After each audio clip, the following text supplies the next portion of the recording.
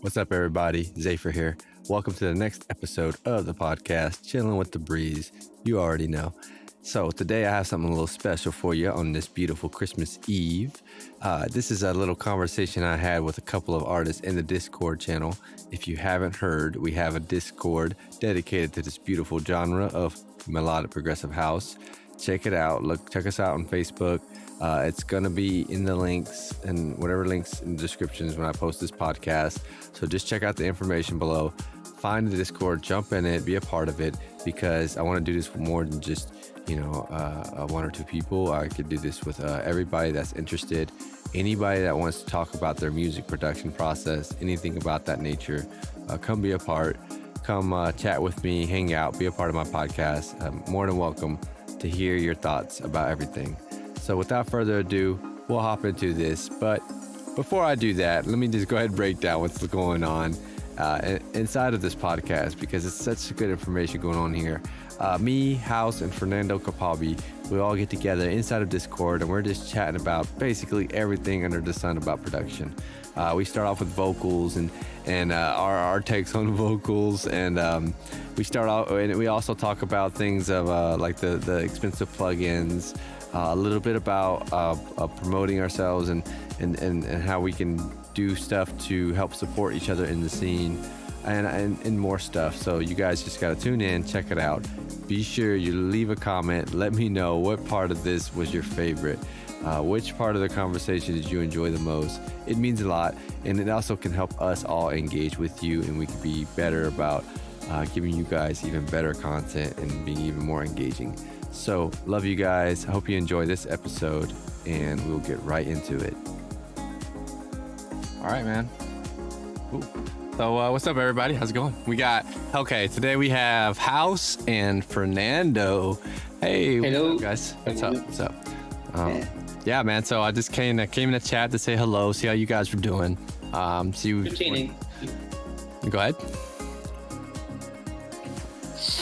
Oh, let's see if you guys want to talk about anything music related. How's the day going? What's going on? Day has been going all right. I mean, I'm not really producing much at the moment because I'm at a standstill with busy deadlines, but music is still always something I'm listening to in the background if I'm not producing it. Hey, I wanted to say thanks for turning into the live stream today. That means a lot. No worries. I saw it. I went on YouTube, and then I was like, "Oh, you're online." And then I was like, "I'll click in, have a look." Yeah, man. Awesome. Did you catch anything that was going on in the productions today, or Saw some of the. I stayed for the kind of theoretical and the explanation and all the getting parts, and I had to do to catch on with a bit more work. But the bits that I saw were interesting and really good. Oh, okay. Really breaking it down. Yeah, I think it could help other artists kind of understand how to approach creating the music, rather than just seeing, the completed portion or the artist kind of showing it after it's already done, I hate that. I hate when people go over a track once they've released it and they're trying to show you each of the things that doesn't work. Yeah, it's like you don't get it, No, it's because they put their microphone on mute and they just do a before and after, and you're like, what am I trying to gain? What are you trying to explain to me? Say it to me, and they don't explain it. They're just on and off, on and off. Right. But it's a work in progress, man. I think everybody should eventually get to that point where they kind of show their process on Oh yeah. I think it's helpful, man. I think it helps other artists, especially as you become more popular, so to speak, in the genre. These artists, these people are going to find you. Yeah. I've contacted people before. Obviously some of them want to keep their sound and keep it special, but people there's two different types, because I contacted Mark and Lucas before I'd done a collab with them ages ago, and they were really helpful. They gave me tips, and Lumadelic, he's been helpful giving me tips as well. But then there's people and you're not a bad person, but I was trying to talk to Richard Bass, see if I could get some tips, because I fucking love Richard Bass music. That is the pinnacle of melodic house for me. That does it for me every time with his vocals and everything else. Yeah. And I've been ghosted twice now. It's all right, man. It happens. It really happens. I know. I'm just like, I wish he did tutorials on this because the way he crafts his elements or his chords or his drums or whatever else, I haven't seen them in any other melodic house track.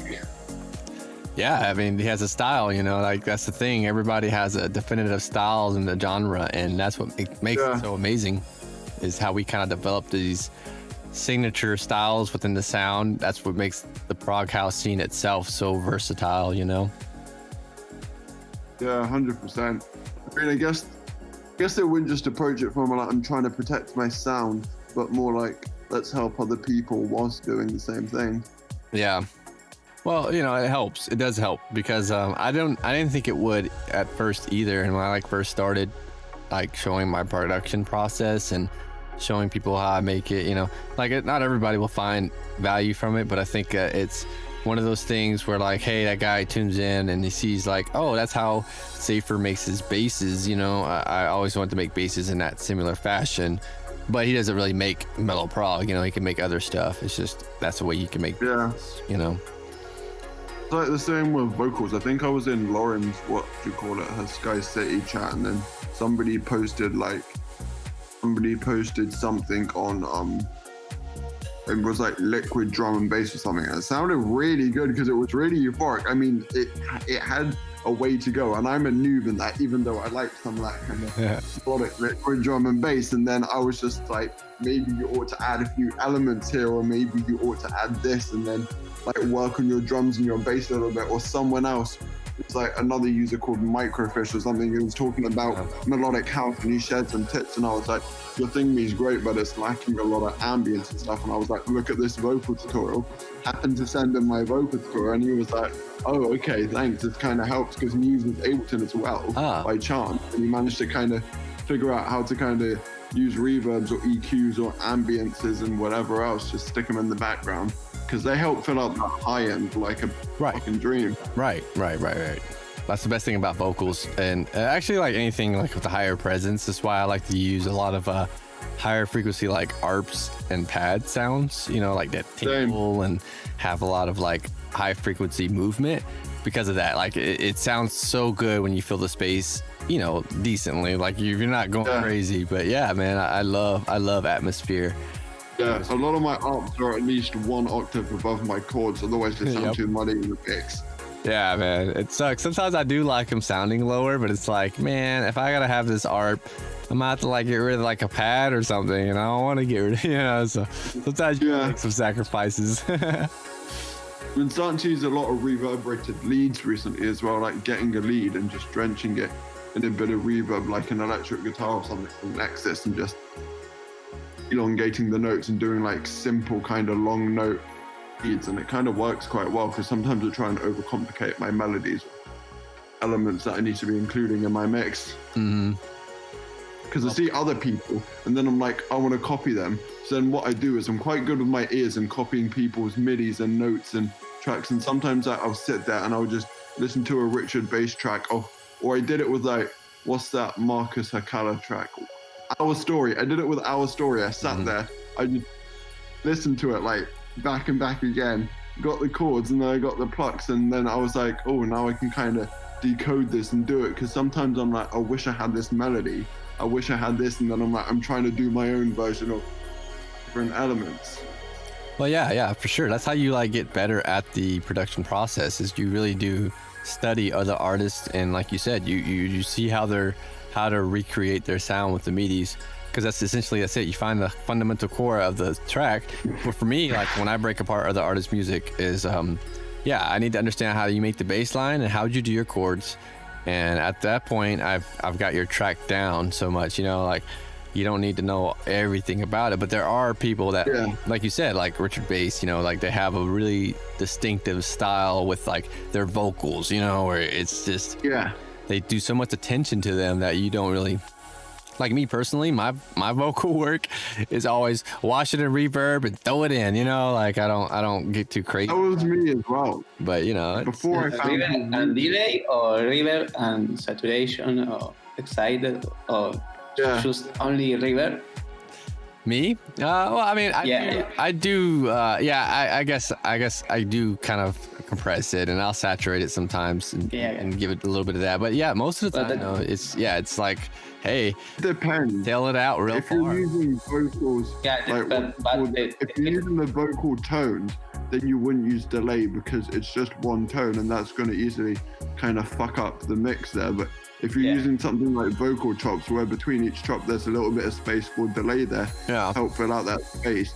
In this particular order, I would use EQ first, cut out a lot of the lows and boost some of the highs, then use delay and then reverb, because then the reverb's being delayed onto the delays being reverbed as well. You don't want the delay after the reverb, because then it's going to sound Well, no, not all the time. I agree. That's good practice. Yeah. But I usually send stuff out, man. Like I kind of like, I've gotten better at just sending more than like really putting. Yeah. Go ahead. Sending, but nine set in the channel. Yeah. I do a lot of parallel processing sometimes in Ableton. I'll just group shit, because in Ableton you can group and then you can duplicate the track with it, or duplicate the elements within a group. And then I'll usually like parallel process dry with wet signals. Yeah, perfect. Yeah, the CPU is crash. Yeah, that's why I use synths though. That's why I use synths, brother, because I can't afford CPU. So I'm like, all right, everybody gets one reverb rolling. Yeah, rationing out your elements. Yeah, they get budgeted out how much reverb they get, you know. It's funny because the other day I was on the other month I was on a call with like Apple support, because I was wondering why my computer space was taking up so much space, and then the woman over the phone was literally like to me, "What is Spectrasonics Omnisphere?" I was like, I know exactly what that is. Well, I can't get rid of that one. I'm sorry. Yeah, I know. That one's not gonna go. I'll put anything else on my hard drive. That's like contact too. Like, I think it's your contact. Like, no, it's something else. It's not contact. Okay, I know it's not. I know it's definitely not contact. I just wanted to tell me it was. I use Omnisphere a lot, but I have moved it onto I figured out a way to move the actual core libraries into your external hard drive. So every time you load up your external hard drive, you can still use Omnisphere. Oh, neat. So it's so expensive Omnisphere here in Latin America. So fucking expensive. Like, oh, it's expensive. I don't have Omnisphere at all. Yeah, it's too expensive. Yeah, but I will eventually. I did buy Contact, but that was like the biggest purchase I made like many years ago, and I was definitely like changing my mind about 6 times before I like got it, you know, because I was like, oh, I don't know if I could do that, you know. Just don't know. Let's try it out. It's worth. Wow. Yeah, Contact is really worth it. Like before I even started looking at Omnisphere or getting comfortable with different synthesizers, the synth I used, which is actually the main synth that I made all of the, besides all the drums, that I did all the EP for, Finding Music EP. Finding You EP, that's it. All the synths were done in Absynth. Wow, that is cool. Such a good synth. It's such a good soundscape synth. That's such a good budget price. Yeah. I need to use it more, honestly. I have it. I have like Absynth, really good, but I don't even be using them like that. I just be having fun. The annoying thing is that you've got to be selective with your presets, and you've got to spend a lot of time faffing about. I was chatting with one of the other, like Tarifa. He was messaging me, and he was like, do you spend time faffing about with presets, or do you just like create your own? And I was like, I actually sit there and I just spend time scrolling through the libraries until I find the right preset. It's time staking and time painful, but once you do it, it's worth it. Yeah, man. I mean, I'm more of I like to find presets that are close, and then I just tear them up. Usually, I like to tear them up, but usually, I'm the same way. I like to find the presets and then just change them. You know, modify them. Sometimes I've got keywords. Sometimes I'm like, I know what I want, like a glass pad, or I want like an airy pad, or I want like a breathy pad, and then I'll immediately know that I need strings, I need this and that. I mean, for strings, I'm starting to try and use, because what's that company? Spitfire Audio did a free strings library called It's called like BBC Discovery audio, or like BBC Symphony Discovery, and they've got an expensive one which is like 300 quid, or they got the cheaper one which is either £42 or you can get it for free if you submit a form. It's just explain shit about why you really like the plugin. Okay. That doesn't sound literally bad, a form, and then they get back to you within 2 weeks. It's literally you saying like sort of things like why you like the plugin, what sort of music you're going to be using to make with it, what kind of genres interest you, different things related to that, and then some things to do with like Spitfire Audio as the company. But then they give you this free kind of plugin which has, it's got like cello, it's got like violas, it's got timpanis. It's like a little mini orchestra. It's not their high-end orchestra, but it's a mini one. And I've seen a lot of brilliant producers, Josh Leake and stuff like them. I listen to a lot of their music, and they tend to lean more to like organic sounding instruments. Yeah, I mean, I love organic instruments myself.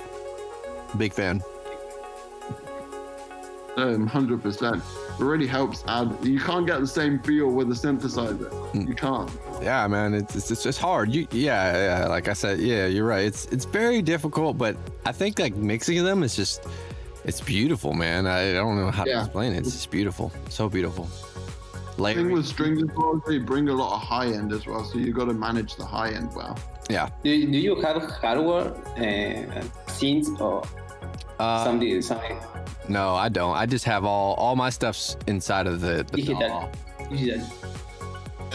All mine's digital. I know like a lot of like deep house producers or people who do like stuff for like immersed recordings, or like I don't know, like Anjuna Deep will probably have like analog, like Korg Minilog XD, or like the sub 37 or sub 30. But I don't have any. Man, that'd be nice. I mean, I will get that stuff eventually when I have the luxury. That's like 10 years in the future. That's future Zafer stuff, you know. That's it. Yeah. Right now we're digital, baby. It's cheaper. Yeah, exactly. It's cheaper. I've seen George Elenas uses it as well, the other guy from Synth Collective. He posts a lot of videos on Facebook. Yeah, we have to get him in here sometime and talk to him about his synth programming, because it looks fun. It looks really fun, and I really like it. Like, I remember one time I tuned into Dead Mouse's stream when he was streaming on Twitch, and he just had a massive room of just analog gear everywhere, and I was just like, dude. Oh yeah, his room is insane. I would live in there. Walls are not gonna lie. Analog. They're not even walls. It's just walls and walls of modular synths. Yeah, it's like, holy cow, man. You would never not have an idea. When it came out, he did the masterclass.com thing, and I eventually got the Armin van Buuren one, but I saw the Dead Mouse one, and he was just explaining the Dead Mouse is great. Time when he creates a track, he just spends his time kind of goofing about with his modular synths and plugging in things until they sound good. I like it. What were you saying, Fernando? No, nothing. Oh, okay. Oh, okay. So I'm about to go ahead and cut it here, guys. But before we do that, Fernando, can you just tell? Like, are you a producer? Do you make music? Yeah. So can you tell us a little bit about yourself, and like a little bit about like your SoundCloud, like shout out your social medias for us. I've already gotten Houce, but I need to get you, my friend. So go ahead. The floor is yours. Give me a minute. No problem, man. I'm over here eating Froot Loops. Ooh, that's a good call.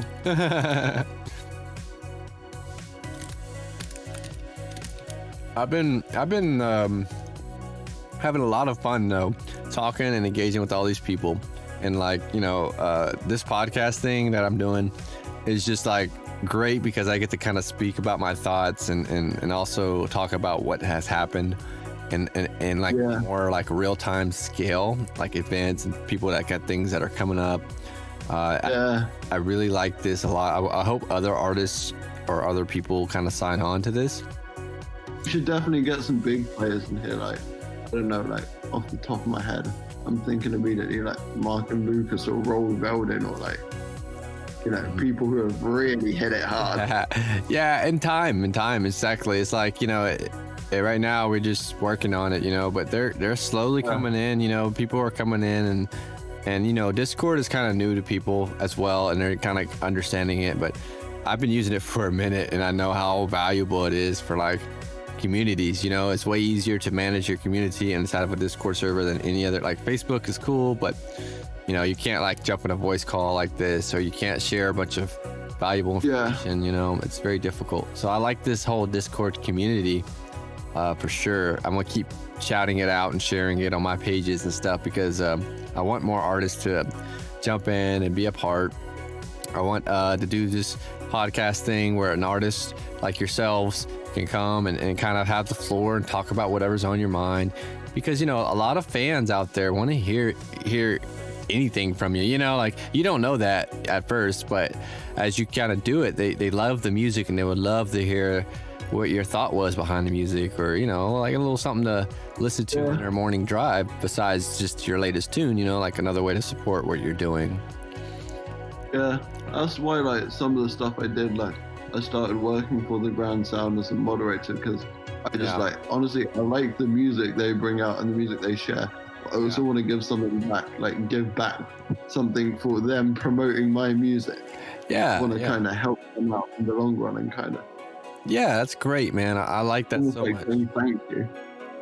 And I appreciate that. I know it's like for the Grand Sound, but I appreciate your effort. Like, I appreciate you showing up to the stream, tuning in for even just a minute. Like you don't have to stay forever, but it gives me a chance to shout you out, and that's the thing. Like, that little bit of a shout out on my platform will help hook you up with some people, and then they'll fall in love with your journey and want to help support your journey, and you'll be able to do things for them and stuff. So it does compound itself forward. So the things you're doing for like the Grand Sound and whatnot, it's helpful, man. It's helpful for all of us in the scene, every artist out there for sure. Every artist that's making music for the scene, it's appreciated. Like, we deeply appreciate it. We want more. Like, I want more from everybody. Personally, I want everybody to be more open about producing it and putting out the music, and I want labels to give this music more love and attention with each release. So I want them to understand that we are artists working hard on this. We're not just trying to make a quick buck from this stuff. At least most of us aren't, I hope. But we want to give these releases a lot more love and attention, and that's what I'm trying to do. So people that got tracks coming out, people that are wanting to promote and spread the word about their music and their journey. That's also what this podcast is for as well. Like what I'm doing on my end, support other artists and their journey. And like me hopping in this Discord chat for 10 or 15 minutes, exactly how it's going to work, because it doesn't need to be scheduled and all this prettiness. If we make it too pretty, we're not going to get the word out. We just need to get the word out, and we'll worry about making it all pretty at a later time. We'll make it pretty later. The labels as well. If you send it to them, could you promote us? Like, if you happen to have a new song coming out on their label, could be like, could you help promote the Discord server? We're trying to get like people connected together. Oh, interesting. Very interesting. I did a shout out because when I was doing some like live stream moderators on like, it's like the 24/7 progressive stream on like the Grand Sound. I managed to see Emergent on there. I wasn't too sure who from Emergent was there. I would hazard a guess it's either Phil or Lumendelic or Skewer, or not Skewer, because that's Phil again. Oh yeah, same guy. What you call the other one, Max or someone? It must have been one of them on the thing, but they afterwards they had taken like a little screenshot and said like one of our like artists and like Emergent Shores is like helping manage the streams, or like we have Houce on like the live stream thing or whatever else. Yeah. Okay. Good. Yeah. So I agree, man. We're going to be doing that. We're going to be looking for ways to really share and promote this music out there. And I am stepping up the game of sharing and supporting the music of my artists in the scene and my music. Everybody that's contributing and being a part with positivity. Of course, I don't have time for negativity, but if you're positive, you're doing your thing. I love it. I support you. Thank you so much from the bottom of my heart. I'm gonna go ahead and get off of here, guys. I got some other stuff to do, but massive love, Houce, Fernando. I'll get your information. Yeah, sorry. Bye.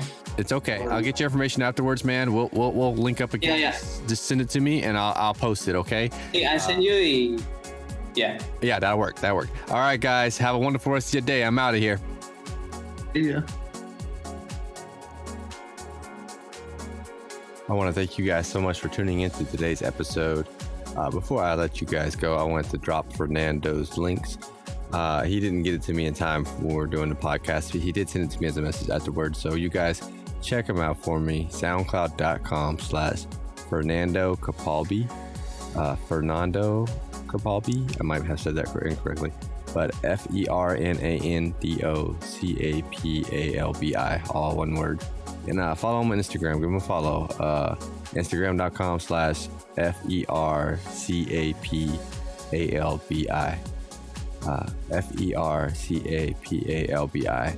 Give him a follow. He's an artist in the scene. He said he's been inactive a few years and he wants to resume with this precious genre. So I'm a big fan. You know, we're gonna get him back on. I'm gonna talk to him some more, and we're gonna get more information about what he's done, and we're gonna check out his productions and stuff. So massive love to everybody that showed up to the streams today. It was amazing. Thank you guys, and a massive love to everybody who's participating in this podcast. You guys who are commenting, who are sharing it, who are liking it, all those things, it matters. So keep doing what you're doing. Keep showing the love the way we always show love. I appreciate it, and I will catch you all on the next one. I hope you enjoyed today's episode. It would mean the world to me if you took a moment to like, comment, and repost this episode on your stream. Let me know what you thought about today's episode so I can engage more with you all. Much love, and I'll see you all on the next one.